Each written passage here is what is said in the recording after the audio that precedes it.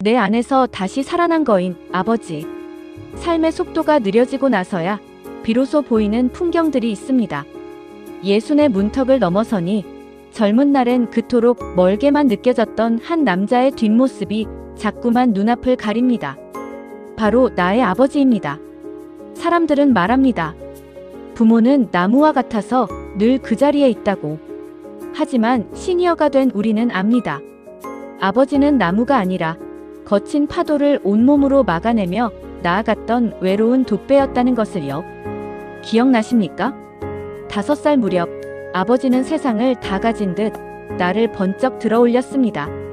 그때 보았던 아버지의 눈동자엔 별이 담겨 있었고 그의 팔뚝은 세상에서 가장 단단한 성벽이었습니다. 10살 서툰 발짓으로 자전거를 배울 때 뒤에서 묵묵히 중심을 잡아주던 그 든든한 온기. 그때 우리는 믿었습니다.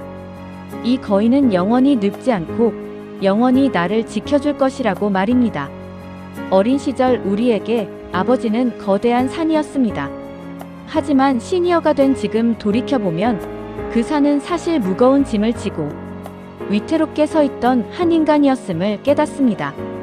60대가 되어 퇴직 후 텅 빈 거실에 앉아 있을 때 문득 30년 전 퇴근길에 아버지가 사오셨던 누런 봉투 속 통닭 냄새를 떠올립니다. 그 냄새는 단순한 간식이 아니라 세상의 풍파를 견디고 돌아온 한 남자의 안도감이었음을 이제야 알게 됩니다. 아버지는 태어날 때부터 아버지가 아니었습니다. 그는 다만 당신을 위해 자신의 꿈을 잠시 접어두었을 뿐입니다. 오해라는 이름의 터널. 하지만 성장은 필연적으로 균열을 동반합니다. 15. 우리는 아버지의 엄격함이 감옥처럼 느껴지기 시작했습니다. 왜 아버지는 저렇게 고집스럽고 무뚝뚝할까? 왜 내 마음을 몰라줄까? 원망의 벽은 높아졌습니다. 20살 아버지는 어느새 간섭의 대명사가 되었습니다. 수학이 넘어 들려오는 밥은 먹었냐? 일찍 다녀라라는 잔소리가 왜 그리도 무겁고 버거웠을까요? 우리는 아버지를 이기고 싶어 했고 그의 그늘에서 벗어나 넓은 세상으로 도망치듯 달려나갔습니다. 하지만 우리가 등 돌리고 떠난 그 자리에 아버지는 비가 오나 눈이 오나 서 계셨습니다.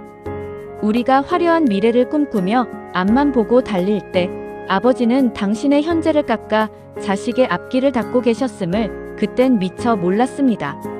서툰 솜씨로 자식을 훈계하며 속으로 더 떨었을 아버지의 마음.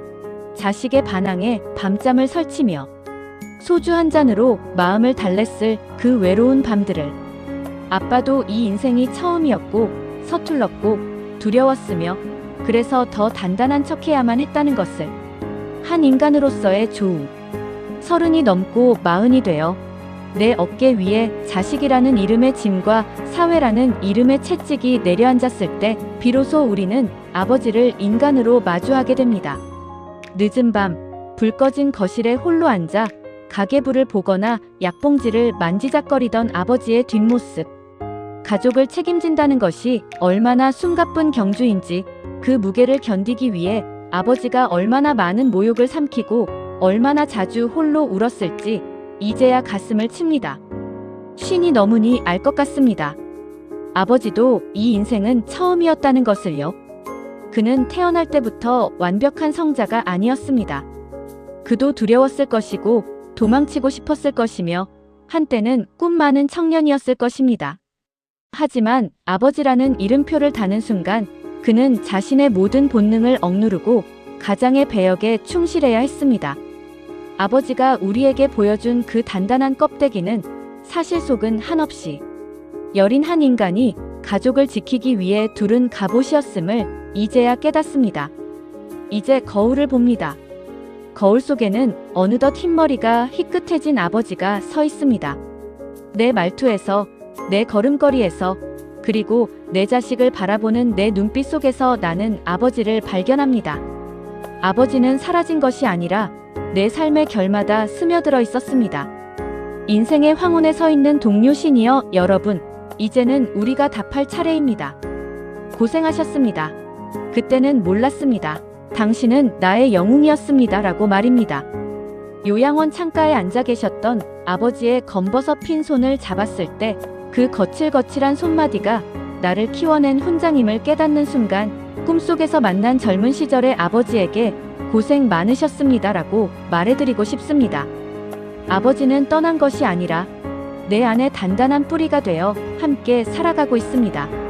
비록 지금은 아버지가 곁에 계시지 않더라도 오늘 밤 창밖의 별을 보며 조용히 의조려 봅니다.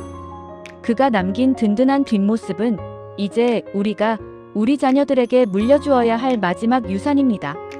아버지라는 존재, 그것은 끝내 우리가 닿을 수 없는 깊고 깊은 바다와 같습니다. 이상 시니어 건강100 플러스 도훈이었습니다. 구독과 좋아요는 영상을 만드는데 큰 힘이 됩니다.